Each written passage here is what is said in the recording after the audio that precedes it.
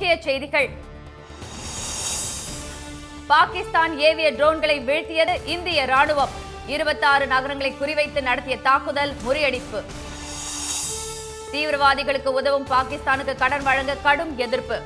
சர்வதேச நிதியத்தின் வாக்கெடுப்பை புறக்கணித்தது இந்தியா. ராணுவத்தினரின் நலனுக்காக கர்நாடக மசூதிகளில் சிறப்பு தொழுகை. மனித வெடிகுண்டாக மாற அனுமதி கோரும் காங்கிரஸ் அமைச்சர். வர்த்தக போர் ஏற்படுத்திய எதிர்மறை விளைவால் மனமாற்றம். சீனா மீதான வரியை 80% குறைக்க ட்ரம்ப் திட்டம். வணக்கம். இந்தியாவின் 26 நகரங்களை நோக்கி விடிய விடிய பாகிஸ்தான் ஏவிய ஏராளமான ட்ரோன்கள் சுட்டு வீழ்த்தப்பட்டன. கடந்த மாதம் 22ஆம் தேதி நடந்த பஹல்காம் தாக்குதலுக்கு பதிலடியாக கடந்த 7ஆம் தேதி பாகிஸ்தான் மற்றும் ஆக்கிரமிப்பு காஷ்மீரில் இருந்த 9 தீவிரவாத முகாம்களை இந்திய ராணுவம் அழித்தது. இதையடுத்து எல்லை மாநிலங்களான ஜம்மு காஷ்மீர், பஞ்சாப், ராஜஸ்தான், குஜராத், சண்டிகரில் அத்துமீறி அப்பாவி மக்கள் மற்றும் அவர்களின் வீடுகள் மீது பாகிஸ்தான் தாக்குதல் நடத்தியது. இதற்கு இந்திய ராணுவமும் தக்க பதிலடி கொடுத்து வருகிறது. 3வது நாளாக நேற்றிரவு தாக்குதலை மேற்கொண்ட பாகிஸ்தான் ராணுவம் 26 இந்திய நகரங்களை குறிவைத்து ட்ரோன்களை ஏவியது. அவை அனைத்தையும் நடுவானிலேயே இந்திய ராணுவம் சுட்டு வீழ்த்தியது. காஷ்மீர் முதல் குஜராத் வரை 4 மாநிலங்களில் உள்ள 26 முக்கிய நகரங்களை குறிவைத்து பாகிஸ்தான் ட்ரோன்களை ஏவியதாக இந்திய ராணுவம் தெரிவித்துள்ளது. பாரமுல்லா, ஸ்ரீநகர், அவந்திபோரா, நக்ரோட்டா, ஜம்மு, உரி, பூஞ்ச், குப்வாரா, பெரோஸ்பூர், பதான்கோட், பாசில்கா, லால்கர் ஜட்டா, ஜெய்சால்வர், பார்மர், பூஞ்ச், குவார்பெட், லக்கினாலா ஆகிய இடங்களை நோக்கி ஏவப்பட்ட ட்ரோன்கள் அழிக்கப்பட்டன. தமது இல்லம் அருகே குண்டு சத்தங்கள் கேட்பதாக எக்ஸ் தளப்பதிவில் தெரிவித்துள்ள காஷ்மீர் முதலமைச்சர் திரு உமர் அப்துல்லா, மக்கள் வீடுகளை விட்டு வெளியே வர வேண்டாம் என்று கேட்டுக் கொண்டுள்ளார். பாகிஸ்தான் தாக்குதல் காரணமாக எல்லையோர மாநிலங்கள் 3வது நாளாக இருளில் மூழ்கின. பஞ்சாப் மாநிலம் பெரோஸ்பூரில் குடியிருப்பு பகுதியில் பாகிஸ்தான் நடத்திய தாக்குதலில் அப்பாவி மக்கள் 3 பேர் காயமடைந்தனர். இந்தியா மீது துருக்கியில் தயாரிக்கப்பட்ட ட்ரோன்கள் ஏவப்பட்டதாகவும் அதன் பாகங்கள் ஆய்வு செய்யப்பட்டு வருவதாகவும் விங் கமாண்டர் வியோமிகா சிங் தெரிவித்தார்.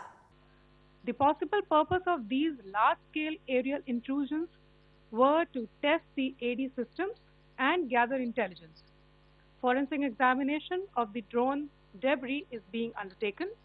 Preliminary reports suggest them to be of Aziz Guard Songa drone of Turkey.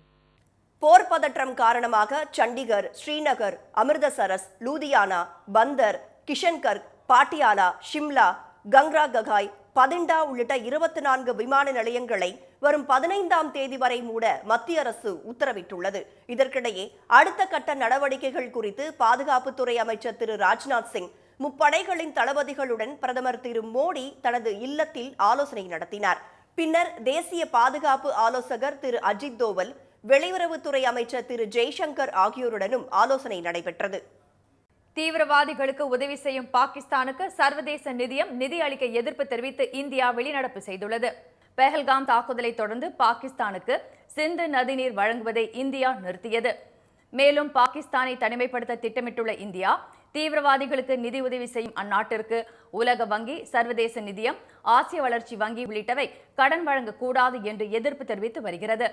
ஏற்கனவே கடுமையான பொருளாதார நெருக்கடியில் சிக்கி தவிக்கும் பாகிஸ்தான் சர்வதேச நிறுவனங்களின் கடன் உதவி கிடைக்காவிடில் கடுமையான சிக்கலை சந்திக்க வேண்டியிருக்கும் என்பதால் அந்நாட்டிற்கு கிடைக்கும் கடனை தடுத்து நிறுத்தவும் முயற்சிக்கப்பட்டு வருகிறது. இந்நிலையில் வளர்ச்சி பணிகளுக்காக பாகிஸ்தானுக்கு 19,000 கோடி ரூபாய் கடன் உதவி வழங்க சர்வதேச நிதியம் திட்டமிட்டுள்ளது.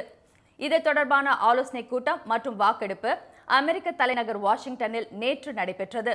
அப்போது சர்வதேச நிதியத்திடம் இருந்து நீண்ட கால கடன் வாங்கும் பாகிஸ்தான் அதன் திட்டங்களை கடைபிடிப்பதிலும் நிறைவேற்றுவதிலும் அக்கறை காட்டுவதில்லை என்று இந்தியா தெரிவித்தது. மேலும் சர்வதேச நிதியத்திடம் இருந்து வளர்ச்சி பணிகளுக்காக என்று பெறும் கடனை இந்தியாவுக்கு எதிராக எல்லை தாண்டிய பயங்கரவாதத்திற்கு பாகிஸ்தான் பயன்படுத்துவதாக இந்தியா தரப்பில் குற்றம் சாட்டப்பட்டது. இதைத் தொடர்ந்து வாக்கெடுப்பை புறக்கணித்து இந்தியா வெளிநடப்பு செய்தது. எனினும் இந்தியாவின் எதிர்ப்பையும் மீறி $1 பில்லியன் நிதியை உடனடியாக பாகிஸ்தானுக்கு விடுவிக்க சர்வதேச நிதியம் உத்தரவிட்டுள்ளது. இதனிடையே கடும் பொருளாதார வீழ்ச்சியை சந்தித்துள்ள பாகிஸ்தான் சர்வதேச அளவில் பெரும் கடனாளியாகவும் உள்ளது. இதனால் இந்தியாவுடன் போரை பாகிஸ்தான் தொடர்ந்து நடத்துவது இயலாத காரியம் என்று சர்வதேச பொருளாதார நிபுணர்கள் தெரிவித்துள்ளனர். பாகிஸ்தானை இந்திய முஸ்லிம்கள் வெறுப்பதாகவும் தற்கொலை படை தாக்குதல் நடத்த தாம் தயாராக உள்ளதாகவும் கர்நாடக காங்கிரஸ் அமைச்சர் திரு ஜமீர் அகமது கான் தெரிவித்துள்ளார். பஹல்காம் தாக்குதலுக்கு பதிலடியாக பாகிஸ்தானில் உள்ள தீவிரவாத முகாம்கள் மீது இந்திய ராணுவம் ஆபரேஷன் சிந்தூர் நடவடிக்கையை மேற்கொண்டது. இதன் வெற்றியை கொண்டாடும் வகையில் கர்நாடகா முழுவதிலும் உள்ள கோவில்களில் நேற்று முன்தினம் அரசு உத்தரவின் அடிப்படையில் சிறப்பு வழிபாடுகள் நடத்தப்பட்டன. அதேபோல ராணுவத்தினரின் நலன் வேண்டி மசூதிகளில் நேற்று சிறப்பு தொழுகை நடத்தவும் மாநில அரசு உத்தரவிட்டிருந்தது. இதை அறிவித்த சிறுபான்மையினர் நலத்துறை அமைச்சர் திரு ஜமீர் அகமது கான் பெங்களூரு சேஷாஸ்திரிபுரத்தில் உள்ள மசூதியில் நடந்த தொழுகையில் பங்கேற்றார். பின்னர் செய்தியாளர்களிடம் பேசிய அவரிடம் பாகிஸ்தானுக்கு எதிராக தற்கொலை படை தாக்குதல் நடத்த தயாராக இருப்பதாக அவர் ஏற்கனவே கூறியது பற்றி பாஜகவினர் கேலி செய்தது பற்றி கேள்வி எழுப்பப்பட்டது.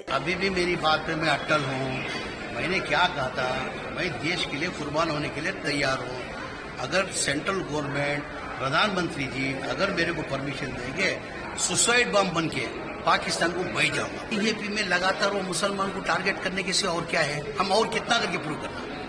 और पाकिस्तान को हमको संबंध ही नहीं है. இந்திய முஸ்லிம்கள் நாட்டுப்பற்று மிக்கவர்கள் என்றும் பாகிஸ்தானை வெறுப்பதாகவும் கூறிய திரு ஜமீர் அவர்களை பாகிஸ்தானியர்களாகவே பார்த்து பாஜக தொடர்ந்து விமர்சித்து வருவதாக குற்றம் சாட்டினார். இதனிடையே பாகிஸ்தானுக்கு எதிரான தீவிர தாக்குதலில் ஈடுபட்டுள்ள இந்திய ராணுவத்திற்கு ஆதரவை தெரிவிக்கும் வகையில் தேசிய பாதுகாப்பு நிதியத்திற்கு தமது 1 மாத சம்பளத்தை வழங்குவதாக தெலுங்கானா முதலமைச்சர் திரு ரேவந்த் ரெட்டி அறிவித்துள்ளார். ஒரு இந்தியராக பயங்கரவாதத்தை ஒழிக்கவும் நமது எல்லைகளையும் மக்களையும் பாதுகாக்கவும் நமது நாட்டின் துணிச்சலான ஆயுத படைகளின் முயற்சிகளுக்கு தமது பங்களிப்பாக ஊதியத்தை வழங்க முடிவு செய்துள்ளதாக தெரிவித்துள்ள அவர் தமது காங்கிரஸ் கட்சி சகாக்களும் நல்ல குடிமக்களும் இந்த முயற்சியில் இணைய வேண்டும் என்று கேட்டுக் கொண்டுள்ளார். இந்தியாவில் கொரோனாவுக்கு பலியானவர்களின் எண்ணிக்கை அரசு அறிவித்ததை விட 6 மடங்கு அதிகமாக உள்ளதாக அதிர்ச்சி தகவல் வெளியாகியுள்ளது. 2019ஆம் ஆண்டு சீனாவின் வூஹான் மாகாணத்தில் கண்டறியப்பட்ட கொரோனா வைரஸ் உலகம் முழுவதும் பரவியது. இந்தியாவில் 2021ஆம் ஆண்டு கொரோனாவுக்கு பலியானவர்களின் எண்ணிக்கை 3,30,000 என்று தெரிவிக்கப்பட்டது. ஆனால் சில நாட்களுக்கு முன்பு வெளியிடப்பட்ட குடிமை பதிவு முறை தரவுகளின்படி கொரோனாவுக்கு முந்தைய ஆண்டில் இந்தியாவில் உயிரிழந்தவர்களின் எண்ணிக்கையை விட 2021ஆம் ஆண்டு 25.8 லட்சம் பேர் கூடுதலாக உயிர் இழந்துள்ளதாக தெரிவிக்கப்பட்டுள்ளது. இது அரசு தெரிவித்த எண்ணிக்கையை விட 6 மடங்கு அதிகமாக உள்ளதாக குறிப்பிடப்பட்டுள்ளது. அதிக அளவில் கணக்கில் வராத கொரோனா உயிரிழப்பு குஜராத் மாநிலத்தில் நிகழ்ந்துள்ளது. அம்மாநில அரசு கொரோனாவுக்கு 5,800 பேர் உயிரிழந்ததாக தெரிவித்த நிலையில் 2 லட்சம் பேர் உயிரிழந்ததாக தெரிய வந்துள்ளது. மத்திய பிரதேசத்தில் அதிகாரப்பூர்வ உயிரிழப்பு எண்ணிக்கையை விட 18 மடங்கு அதிகமாகவும் மேற்கு வங்கத்தில் 15 மடங்கு அதிகமாகவும் உயிரிழப்பு ஏற்பட்டுள்ளதாக தரவுகள் கூறுகின்றன. 2019 முதல் 2021 வரையான 2 ஆண்டு காலத்தில் மக்கள் தொகை அதிகரிப்பிற்கு ஏற்ப உயிரிழப்புகளும் அதிகரிக்க வேண்டும். ஆனால் கொரோனா கால உயிரிழப்புகள் குறைத்து காட்டப்பட்டுள்ளதாக குடிமை பதிவு முறை தரவுகள் மூலம் தெரிய வந்துள்ளது. சீன பொருட்களுக்கான இறக்குமதி வரியை 80% குறைக்க திட்டமிட்டுள்ளதாக அமெரிக்க அதிபர் ட்ரம்ப் தெரிவித்துள்ளார். 2வது முறை அதிபராக அவர் பதவியேற்ற பிறகு இந்தியா, சீனா, ஜப்பான், கனடா உள்ளிட்ட நாடுகள் அமெரிக்க பொருட்களுக்கு அதிக வரி விதிப்பதாக குற்றம் சாட்டினார். எனவே இந்த நாடுகளிலிருந்து இறக்குமதியாகும் பொருட்களுக்கு பரஸ்பர வரி விதிக்கப்படும் என்று அறிவித்தார். அதன்படி சீனாவிலிருந்து இறக்குமதியாகும் பொருட்களுக்கான வரியை கடந்த மாதம் 35%இலிருந்து படிப்படியாக அதிகரித்து 145% அமெரிக்கா உயர்த்தியது. இதற்கு பதிலடியாக சீனாவும் அமெரிக்காவிலிருந்து இறக்குமதியாகும் பொருட்களுக்கான வரியை 125% உயர்த்தியது. இதனால் சீன பொருட்கள் அமெரிக்காவில் இறக்குமதியாவது தடைபட்டது. மேலும் அமெரிக்காவில் அத்தியாவசிய பொருட்களின் விலை பல மடங்கு அதிகரித்தது. இந்நிலையில் அமெரிக்கா, சீனா இடையேயான வர்த்தக போரில் திடீர் திருப்பம் ஏற்பட்டுள்ளது. வரி விதிப்பு தொடர்பாக சீனாவுடன் பேச்சுவார்த்தை நடத்த தயாராக உள்ளதாக ட்ரம்ப் அறிவித்தார். அதன்படி அமெரிக்க வர்த்தக பிரதிநிதியான ஜாமிசன் கிரீர், நிதியமைச்சர் ஸ்காட் பெசன்ட் ஆகியோர் ஜெனீவாவில் சீன அதிகாரிகளை இன்று சந்தித்து பேச உள்ளனர். இந்த பேச்சுவார்த்தையில் உடன்பாடு ஏற்பட்டு சீனாவுக்கான வரி தற்போது விதிக்கப்படும் 245%இலிருந்து 80% குறைக்கப்படும் என்று ட்ரம்ப் தெரிவித்துள்ளார். சீனாவை சர்வதேச அளவில் தனிமைப்படுத்த அந்நாட்டில் இருந்து இறக்குமதியாகும் பொருட்களுக்கு 145% வரி விதிப்பை ட்ரம்ப் அமல்படுத்தினார். ஆனால் வரி உயர்வு அமெரிக்காவில் எதிர்மறையான விளைவுகளை ஏற்படுத்தியதால் வரியை குறைக்க ட்ரம்ப் திட்டமிட்டுள்ளது குறிப்பிடத்தக்கது. இந்திய ராணுவத்திற்கு ஆதரவை தெரிவிக்க சென்னையில் இன்று நடைபெறும் பேரணியில் பொதுமக்கள் திரளாக பங்கேற்க முதலமைச்சர் திரு மு.க. ஸ்டாலின் அழைப்பு விடுத்துள்ளார். அவர் வெளியிட்ட செய்திக்குறிப்பில் பாகிஸ்தானின் அத்துமீறல்கள், தீவிரவாத தாக்குதல்களுக்கு எதிராக வீரத்துடன் போர் நடத்தி வரும் இந்திய ராணுவத்திற்கு நமது ஒன்றுபட்ட ஒற்றுமையையும் ஆதரவையும் வெளிப்படுத்த வேண்டிய தருணம் இது என்று குறிப்பிட்டுள்ளார். அந்த வகையில் சென்னை மெரினாவில் உள்ள டிஜிபி அலுவலகத்தில் இருந்து தீவுத்திடல் அருகே உள்ள போர் நினைவு சின்னம் வரை தமது தலைமையில் இன்று மாலை 5 மணிக்கு பேரணி நடைபெறும் என்று திரு ஸ்டாலின் தெரிவித்துள்ளார். இந்திய ராணுவத்தின் வீரம், தியாகம், அர்ப்பணிப்பை போற்றவும் தேசிய ஒற்றுமையை வலுப்படுத்தவும் நடத்தப்படும் இப்பேரணியில் தமிழக மக்கள் திரளாக பங்கேற்க வேண்டும் என்று முதலமைச்சர் கேட்டுக் கொண்டுள்ளார். போர் பதற்றத்தை பயன்படுத்தி சமூக வலைதளங்களில் போலியான இணைப்பு மூலம் சைபர் தாக்குதல் நடத்த வாய்ப்புள்ளதாக தமிழ்நாடு காவல்துறை எச்சரித்துள்ளது. இந்தியா பாகிஸ்தான் இடையேயான போரை பயன்படுத்தி சைபர் தாக்குதல் நடத்த சிலர் திட்டமிடலாம் என எச்சரித்துள்ள காவல்துறை, போர் பற்றிய தகவல்களை தெரிந்து கொள்வதற்காக சமூக வலைதளங்களில் பரவும் இணைப்புகளை கிளிக் செய்ய வேண்டாம் என்று கேட்டுக் கொண்டுள்ளது. இந்த மோசடி இணைப்புகள் அல்லது படங்கள், EXE, APK கோப்புகள் போன்றவற்றை பதிவிறக்கியவுடன் கைபேசி அல்லது கணினி தரவுகள் மோசடிக்காரர்களின் வசம் செல்லும் என்றும் எச்சரிக்கப்பட்டுள்ளது. இந்தியா பாகிஸ்தான் இடையிலான மோதல்கள் குறித்த முக்கியமான அல்லது பிரத்யேக செய்திகளை காட்டுவதாக கூறும் செய்திகள் அல்லது வெளியீடுகளை சரிபார்க்க வேண்டும் என்றும் அறிவுறுத்தப்பட்டுள்ளது. வாட்ஸ்அப், மின்னஞ்சல் அல்லது சமூக வலைப்பின்னல்கள் மூலம் பெறப்பட்ட சந்தேகத்திற்கிடமான வீடியோக்கள், படங்கள் அல்லது இணைப்புகளை திறந்து பார்க்க வேண்டாம் என்று சைபர் காவல்துறையினர் கேட்டுக் கொண்டுள்ளனர். வைரஸ் தடுப்பு மற்றும் மொபைல் பாதுகாப்பு மென்பொருளை தவறாமல் புதுப்பிக்க வேண்டும் என்றும், அரசின் அதிகாரப்பூர்வ வலைதளங்கள் மற்றும் அதிகாரப்பூர்வ கணக்குகள் மூலம் தகவல்களை சரிபார்க்குமாறும் கேட்டுக் கொள்ளப்பட்டுள்ளது. வங்கி கணக்குகள் அல்லது சமூக வலைதள கணக்குகள் ஹேக் செய்யப்படலாம் என்றும் காவல்துறை எச்சரித்துள்ளது. இந்த சைபர் தாக்குதல் குறித்த எச்சரிக்கை மாநிலத்தின் அனைத்து அரசு துறைகளுக்கும் வழங்கப்பட்டுள்ளது. திண்டுக்கல் மாவட்டம் ஒட்டன்சத்திரம் காய்கறி சந்தையில் முருங்கைக்காய் விலை கிலோவிற்கு 75 ரூபாய் உயர்ந்துள்ளது. ஒட்டன்சத்திரம் மற்றும் கப்பல்பட்டி, கள்ளிமந்தயம், தேவத்தூர், கொத்தயம், பொருளூர் ஆகிய சுற்றுவட்டார பகுதிகள் மற்றும் திருப்பூர் மாவட்டம் மூலனூர், முத்தூர் ஆகிய பகுதிகளில் அதிக அளவில் முருங்கை சாகுபடி செய்யப்படுகிறது. சில தினங்களுக்கு முன்பு இப்பகுதிகளில் காற்றுடன் கனமழை பெய்ததால் முருங்கை செடியில் இருந்து பூக்கள் உதிர்ந்ததால் விளைச்சல் பாதிக்கப்பட்டது. இதன் காரணமாக ஒட்டன்சத்திரம் காய்கறி சந்தைக்கு முருங்கை வரத்து குறைந்தது. இதனிடையில் முருங்கையின் தேவை அதிகரித்துள்ளதால் கேரளா மற்றும் உள்ளூர் வியாபாரிகள் அதிக அளவில் கொள்முதல் செய்தனர். இதன் காரணமாக சில தினங்களுக்கு முன்பு 10 ரூபாய்க்கு விற்ற 1 கிலோ முருங்கை படிப்படியாக விலை உயர்ந்து 85 ரூபாய்க்கு விற்பனையாவதாக வியாபாரிகள் தெரிவித்தனர். கடந்த மாசம் வெறும் 10 ரூபாய்க்கு வித்துட்டு இருந்த முருங்கைக்காய் இப்போ 85 ரூபாய்க்கு விற்கிது. இது எதனால விலை கூடி இருக்குன்னு கேட்டீங்கன்னா, இப்போ இந்த இடையில மழை பெஞ்சனால பூக்கள் எல்லாம் உதிர்ந்து அதனால வரத்து ரொம்ப பாதிக்கப்பட்டிருக்கு. அதனால விலைவாசி 85 ரூபா வரைக்கும் வித்துட்டு இருக்கு. வரும் நாட்களில் விலை இன்னும் உயர்க்க வாய்ப்புகள் இருக்குது. முருங்கைக்காய் விலை தொடர்ந்து உயரும் என்ற வியாபாரிகள் திருநெல்வேலி மாவட்டம் உடன்குடி, அரியலூர் மாவட்டம் சுத்தமல்லி ஆகிய பகுதிகளில் இருந்து முருங்கை வரத்து அதிகரிக்கும் போது விலை குறைய வாய்ப்புள்ளதாக தெரிவித்தனர்.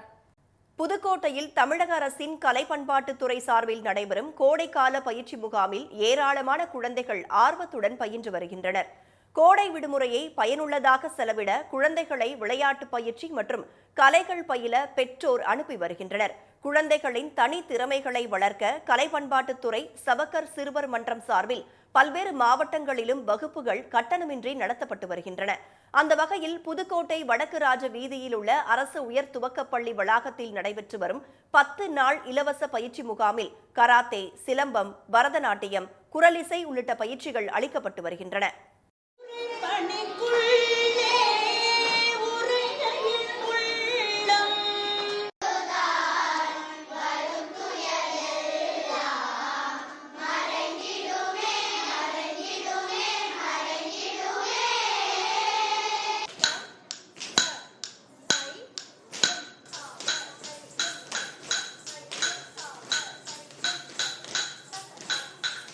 எங்கள் கிராமத்துலேருந்து 48 கிலோமீட்டர் ரொம்ப தூரத்துலேருந்து வர்றேன்.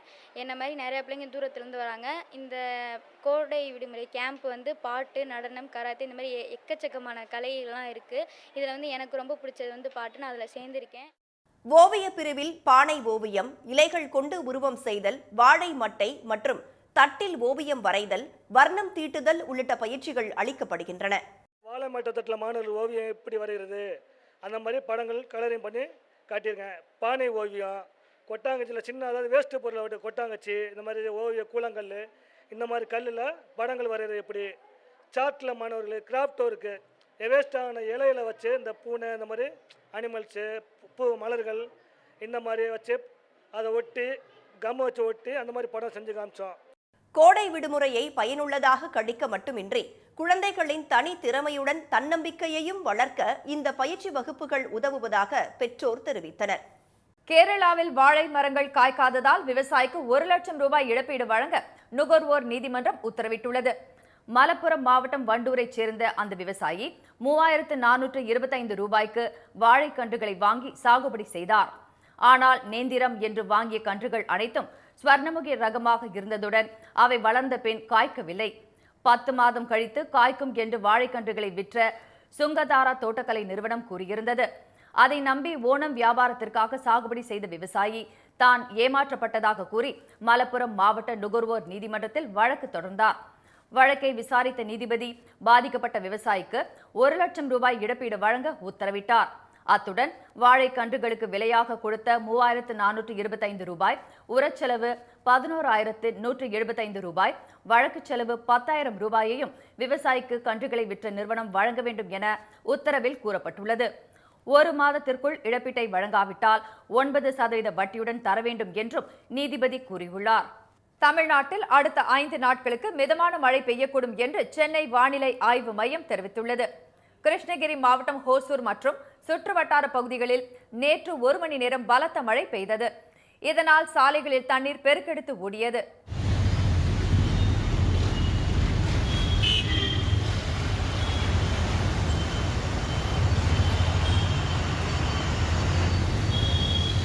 இதனிடையே தென்னிந்திய பகுதிகளின் மேல் வளிமண்டல கீழடுக்கு பகுதிகளில் கிழக்கு மற்றும் மேற்கு திசை காற்று சந்திக்கும் பகுதி நிலவுவதாக சென்னை வானிலை ஆய்வு மையம் தெரிவித்துள்ளது.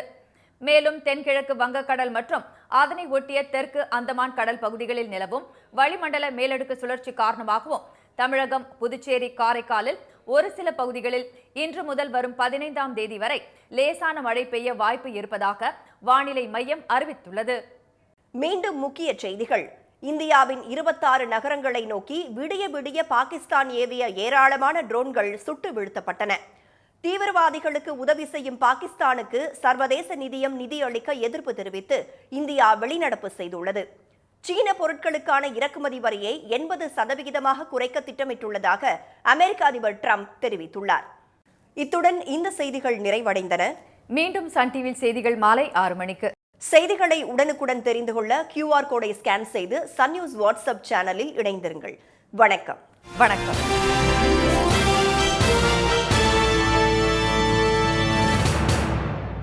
உடனுக்குடன் செய்திகளை தெரிந்து கொள்ள சன் நியூஸ் பெல் ஐகானை கிளிக் பண்ணுங்க.